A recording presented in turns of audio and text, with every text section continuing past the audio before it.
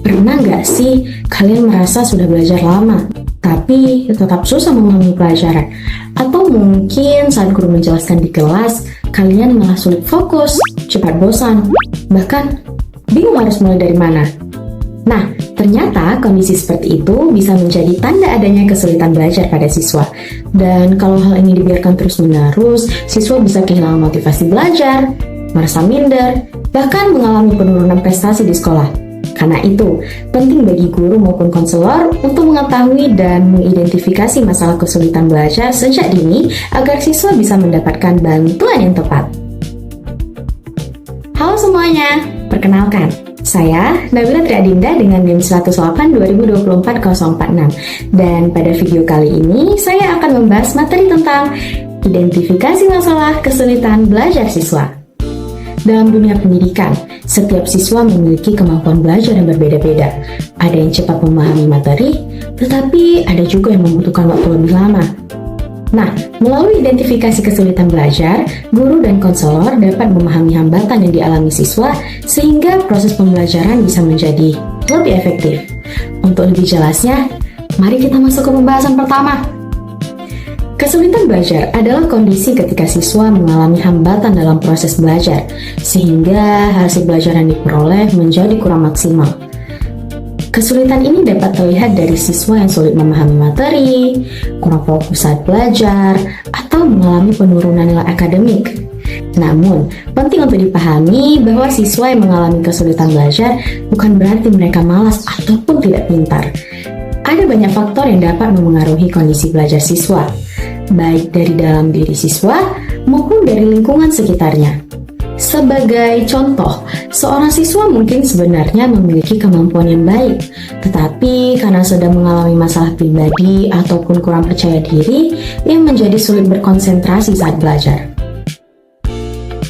Selanjutnya, kita akan membahas tanda-tanda kesulitan belajar pada siswa. Tanda yang paling sering terlihat adalah pelajaran yang rendah atau bahkan terus menurun. Selain itu, siswa juga biasanya sulit berkonsentrasi saat guru menjelaskan materi di kelas. Mereka mudah terdistraksi, sering melamun, atau tidak memperhatikan pelajaran. Ada juga siswa yang membutuhkan waktu lebih lama untuk memahami materi dibandingkan teman-temannya. Kemudian, siswa yang mengalami kesulitan belajar biasanya kurang aktif di kelas, jarang bertanya, dan sering merasa tidak percaya diri ketika diminta menjawab pertanyaan. Dan dalam beberapa kasus, siswa juga terlihat cepat bosan, mudah menyerah, bahkan kehilangan motivasi belajarnya. Kesulitan belajar dapat disebabkan oleh dua faktor, yaitu faktor internal dan juga faktor eksternal.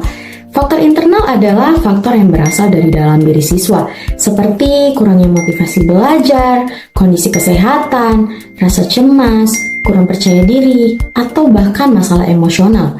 Sedangkan faktor eksternal berasal dari lingkungan sekitar siswa, seperti kondisi keluarga, lingkungan pertemanan, suasana belajar, maupun metode mengajar yang kurang sesuai.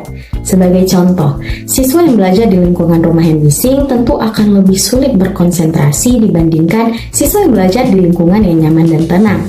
Karena itu, kesulitan belajar tidak hanya dipengaruhi oleh kemampuan siswa saja, tetapi juga dipengaruhi oleh kondisi lingkungan di sekitarnya. Gimana sih cara mengidentifikasi kesulitan belajar siswa? Ada beberapa cara yang dapat dilakukan oleh guru maupun konselor. Yang pertama adalah observasi atau pengamatan secara langsung di kelas. Guru dapat memperhatikan perilaku siswa saat proses pembelajaran berlangsung. Yang kedua adalah melihat hasil belajar siswa, seperti nilai tugas, ulangan, maupun ujian. Selain itu, guru juga dapat melakukan wawancara ataupun komunikasi langsung dengan siswa untuk mengetahui hambatan yang mereka alami. Diskusi dengan orang tua juga penting dilakukan agar guru dapat memahami kondisi siswanya di rumah. Dan yang terakhir, guru dapat memberikan tes ataupun evaluasi tertentu untuk mengetahui kemampuan belajar siswa secara lebih mendalam. Dan dengan identifikasi yang tepat, siswa dapat memperoleh bantuan dan solusi yang sesuai dengan kebutuhannya. Jadi, dapat disimpulkan bahwa identifikasi masalah kesulitan belajar sangat penting untuk dilakukan agar hambatan belajar siswa dapat diketahui sejak dini. Dan dengan memahami tanda-tanda, faktor penyebab, dan cara mengidentifikasinya, guru maupun konselor dapat membantu siswa menemukan solusi yang tepat, sehingga proses belajar menjadi lebih efektif. Oke, sekian pembahasan dari saya. Saya Nabila Triadinda, pamit undur diri. Terima kasih sudah menyimak dan sampai jumpa di video berikutnya.